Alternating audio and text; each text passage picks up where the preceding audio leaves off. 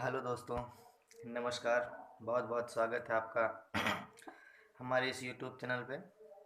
दोस्तों, आज हम बात करेंगे कि जो ये निफ्टी लगातार क्रैश हो रहा है और बैंक निफ्टी भी, और एक तरीके से समझिए कि मार्केट में बियर रन का जो सेंटीमेंट नेगेटिव में बहुत तेज़ी से आगे बढ़ रहा है, उस पे मार्केट जो बहुत ही समझिए कि लाल निशान पे डे बाय डे जा रहा है, और बहुत सारे लोगों का पोर्टफोलियो तो भी समझिए कि बहुत ज़्यादा माइनस में हो गया होगा।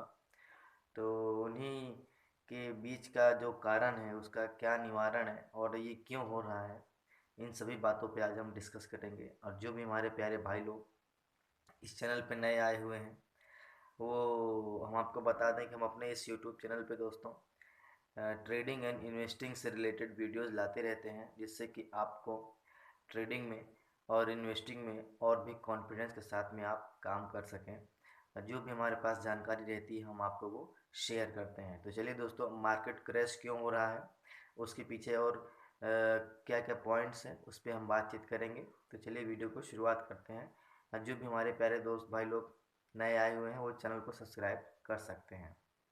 तो दोस्तों, सबसे पहला पॉइंट कि आखिर मार्केट क्रैश क्यों हो रहा है। जैसा कि आप लोग देख रहे हैं कि समथिंग 2 महीने से ऊपर हो गया है कि रसिया और यूक्रेन, ये दोनों कंट्री जो है अभी तक युद्ध को समाप्त किए नहीं है, और लगातार जो है युद्ध चल रहा है। तो उससे हो क्या रहा है कि जो ऑल ओवर वर्ल्ड की ट्रेड की जो कनेक्टिविटी है वो एकदम बिगड़ सी गई है। तो जब लोगों के पास ट्रेड नहीं होगा, लोगों के पास पैसे नहीं आएगा, डिमांड सप्लाई को बराबर फ्लो में कार्य किया नहीं जाएगा, तो उसमें होगा क्या कि चीज़ें कहीं पे ज़्यादा रहेंगी, कहीं पे कम हो जाएंगी, कहीं पे पैसा ज़्यादा रहेगा, कहीं पे गरीबी रहेगी, कहीं पे चीज़ें पहुंच नहीं पाएंगी, ट्रांसपोर्ट का जो है काम वो बिगड़ जाएगा। तो कुल मिला के ये है कि बराबर जो सामान एक दूसरे कंट्री तक पहुंचना चाहिए वो पहुंच नहीं पा रहा है। और जो भी इसे रसिया है वो नेचुरल रिसोर्सेज का पूरा एक गढ़ है, तो वहाँ पे मतलब बैन लगा दिया है यूरोपियन और अमेरिकन कंट्री ने। तो वहाँ पे पूरा मतलब समझिए कि उसका कोई भी प्रोडक्ट ना तो कंपनियां वहाँ से आ सकती हैं वहाँ पे अपना सामान लेके बेचने के लिए, और ना तो उसकी कंपनियां रसिया की कहीं और दूसरे कंट्री में जा सकती हैं बेचने के हिसाब से। तो इसके हिसाब से भी बहुत नेगेटिव सेंटीमेंट बढ़ गया है। और दूसरा, महंगाई। महंगाई आप ये समझिए कि दोस्तों, महंगाई के कारण ही पूरा का पूरा जो डामाडोल है वो खराब हुआ है। जो भी मार्केट है टोटली क्रैश हुआ है। तो महंगाई बढ़ने के कारण जो प्रेजेंट टाइम में हमारा समझिए कि एक नेगेटिव सेंटीमेंट बना हुआ है, वो महंगाई के कारण हुआ है, प्लस पैसा ज़्यादा होने के कारण, और जो वस्तु है उसकी कमी होने के कारण जो है आप समझिए कि महंगाई बढ़ रही है। तो उसका सीधा सा तात्पर्य ये है कि डिमांड जो है वो ज़्यादा है और सप्लाई कम है। तो जब तक डिमांड ज़्यादा रहेगी और सप्लाई कम रहेगी तो चीज़ें महंगी महंगी होती चली जाएंगी। और इसमें जो अमीर कंट्री है वो तो सरवाइव या फिर अपने आप को स्टेब्लिश थोड़ा कर लेंगे, लेकिन जो गरीब कंट्री या फिर ग्रोइंग कंट्री है, जो भी ग्रोथ कर रही है, वो कंट्री सस्टेन नहीं कर पाती, जैसे अपना इंडिया हो गया। हाँ, तो इस प्रकार से जो मार्केट क्रैश हो रहा है लगातार शेयर मार्केट, उसका जो पहला फैक्टर है वो है रसिया यूक्रेन वॉर जो चल रहा है, अभी तक बंद नहीं हुआ है। उससे आप देखेंगे कि क्रूड ऑयल के भाव बढ़ गए हैं, नया जो भी खाने पीने की चीज़ें हैं वो महंगी हो रही हैं। तो उसमें मतलब ये शेयर मार्केट के नेगेटिव जाने में सबसे बड़ा पॉइंट ये युद्ध चल रहा है जो वो है।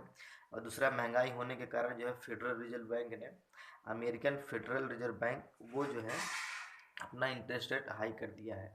तो हाई होने के कारण ऑल ओवर वर्ल्ड की सबसे स्ट्रॉन्ग करेंसी डॉलर है, तो उसके कारण बैंकों को कर्ज मिलना इंटरेस्ट रेट पे ज़्यादा हो गया। तो अब क्या है कि जब उनको ही कर्ज ज़्यादा महंगा मिलेगा तो वो और ज़्यादा ब्याज दर पे लोगों को लोन प्रोवाइड करवाएंगे। या फिर आप बिजनेस करिए या फिर आप कुछ भी करिए, अगर आप बैंक से लोन लेते हैं या फिर किसी भी काम के लिए, तो उसमें आपको ज़्यादा कर चुकाना पड़ेगा। तो सबसे बड़ा दूसरा कारण ये भी है। और तीसरा है दोस्तों कि जब कोविड आया हुआ था, मतलब 2019 में, तो उस समय डोनाल्ड ट्रंप जब प्रेसिडेंट थे तो उन्होंने क्या किया था कि बहुत सारे डॉलर को छापना शुरू कर दिया था। मार्केट में डॉलर जब ज़्यादा आने लगे, लोगों के पास पैसा आने लगा, तो लोग लोन उठा के धंधा चालू किए और क्या कहते हैं अपने लाइफ स्टाइल को चेंज करने के उस पे आ गए। ठीक है, तो उससे क्या हुआ कि मार्केट में पैसा कैश फ्लो ज़्यादा आ गया और सामान की कमी हो गई। तो जब सामान की कमी हो जाती है और कैश ज़्यादा आ जाता है तो मार्केट में चीज़ें महंगी होनी शुरू हो जाती हैं, जो कोविड के कारण डोनाल्ड ट्रंप ने किया था। लेकिन अभी प्रेजेंट टाइम में जब महंगाई इतनी हो गई है तो अमेरिकन फेडरल रिजर्व बैंक ने अपने सारी ब्याज दरों को बढ़ाया। आप देख रहे हैं कि इंडिया का भी जो ब्याज दर है आरबीआई ने वो भी बढ़ा दिया है, रेपो रेट हाई हो गया इसमें।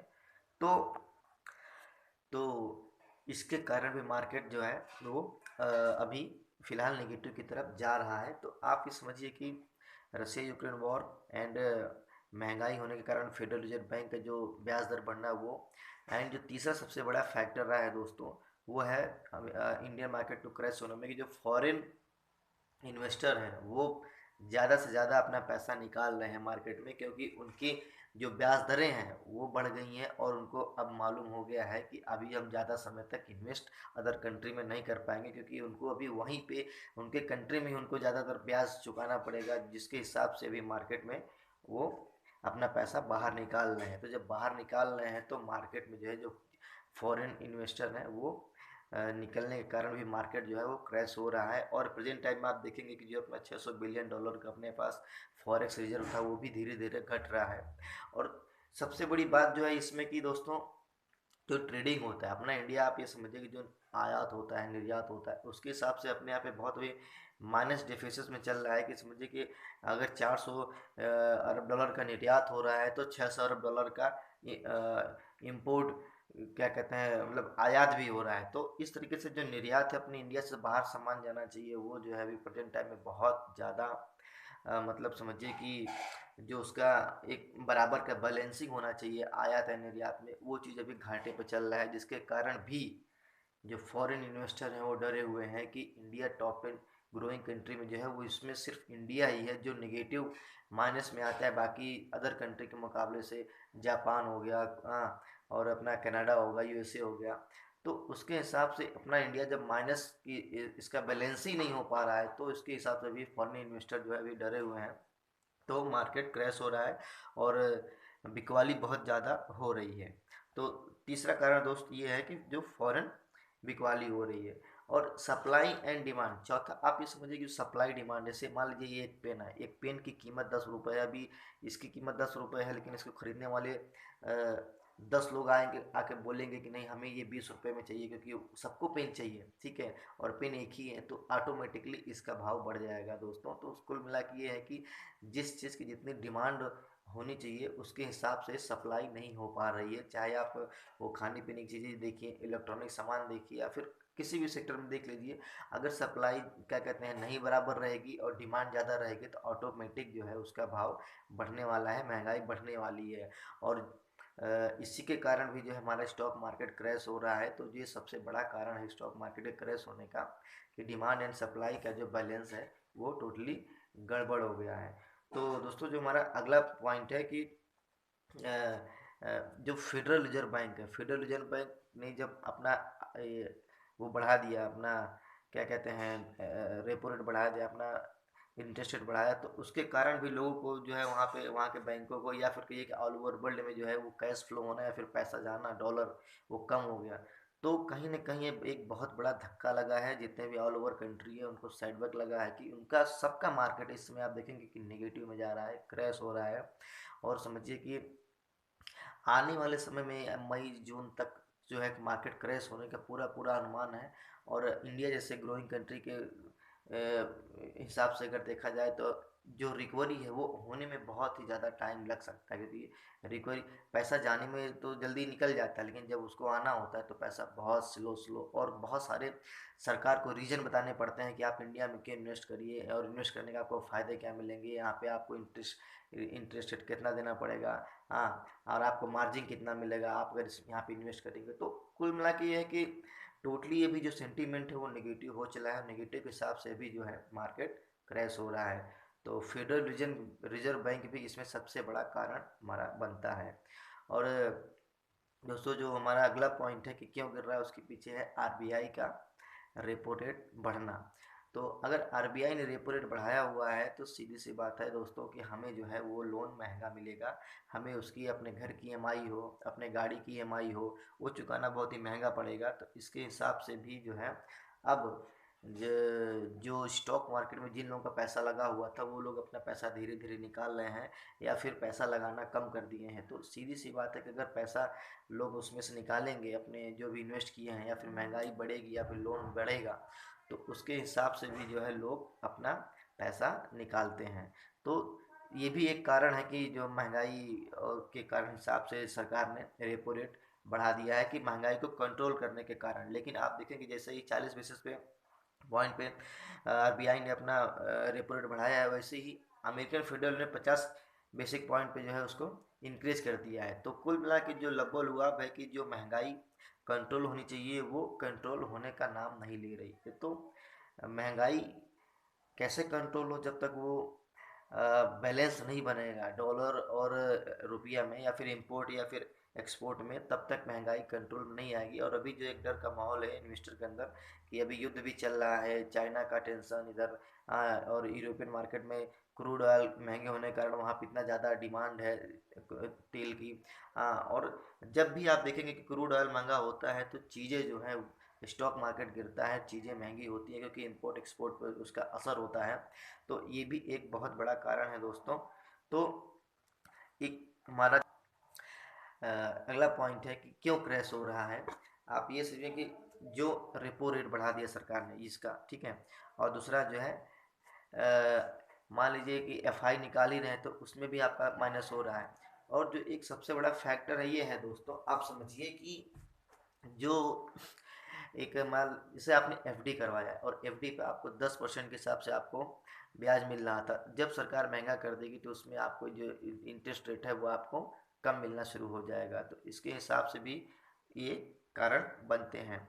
और सबसे लास्ट हमारा जो पॉइंट है दोस्तों कि मार्केट जो क्रैश हो रहा है इसके पीछे जो है वो कहीं ना कहीं निगेटिव सेंटीमेंट है। अभी मार्केट जितना अदर कंट्री का क्रैश हुआ है अपने इंडिया का उतना क्रैश नहीं हुआ है।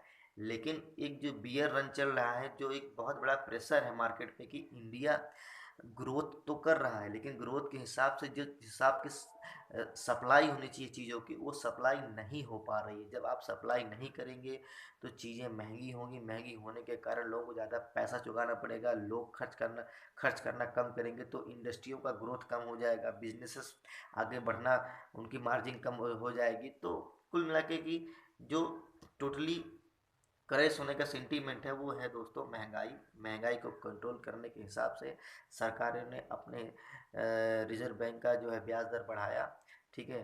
बैंकों ने लोन के हिसाब से भी ईएमआई का ज़्यादा महंगा कर दिया है, ये सबसे बड़ा कारण है।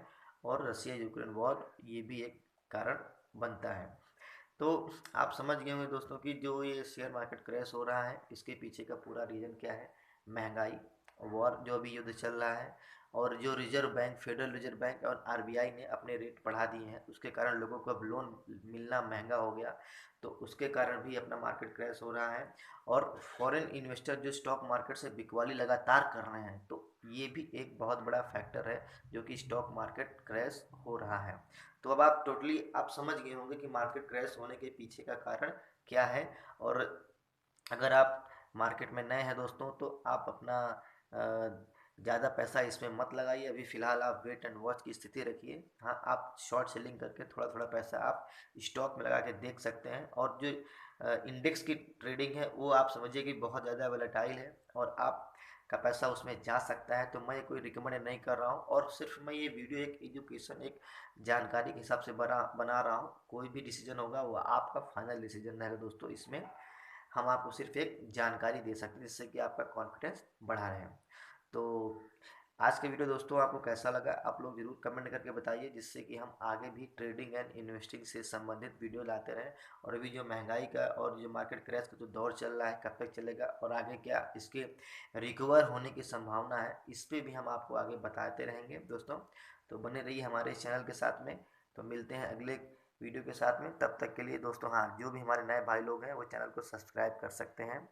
हम अपनी इस चैनल पे ट्रेडिंग एंड इन्वेस्टिंग से संबंधित वीडियो बनाते रहते हैं और लाते रहते हैं। तो मिलते हैं अगली वीडियो के साथ में, तब तक के लिए नमस्कार।